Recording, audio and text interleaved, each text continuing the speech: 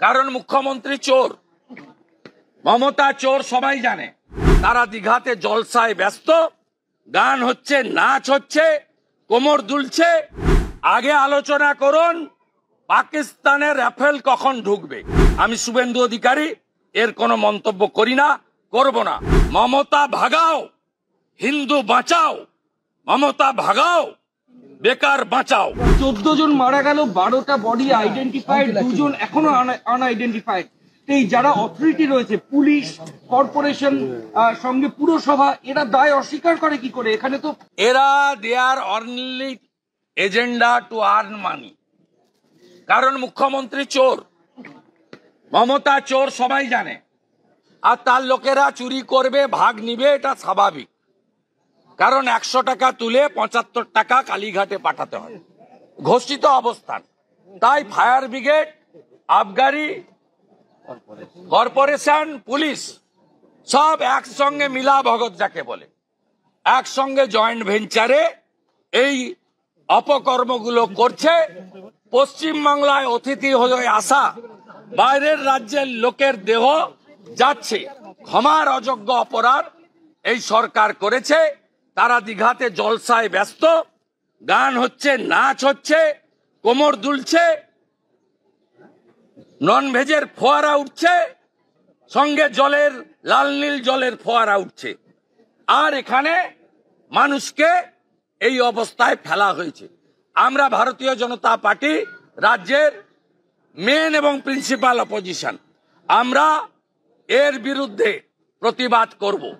আমি জেলা সভাপতি তমগ্ন ঘোষকে পরামর্শ দিয়েছি অবিলম্বে জোড়াসাঁকো থানা ঘেরাও করে বিক্ষোভ দেখাতে, এবং আগামী সপ্তাহে কর্পোরেশনেও বড় ধরনের বিক্ষোভের আয়োজন করতে।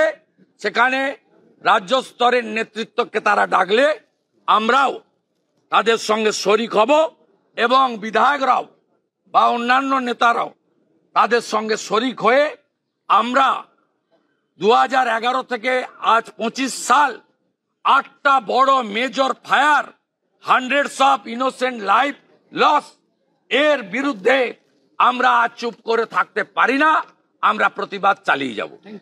দীঘাতে দিলীপ ঘোষ, মমতা বন্দ্যোপাধ্যায় কাছাকাছি, এবং দিলীপ ঘোষ থেকে চলে বিরোধী কথাবার্তা বলছেন। বেশি দূরে নেই, দীঘায় ছিলেন, চপারও আছে ওনার। কি আমি 5:30টায় ঘুম থেকে উঠি, তো দিলীপ ঘোষ ওনাদের ঘুম থেকে উঠতে দেরি হয়।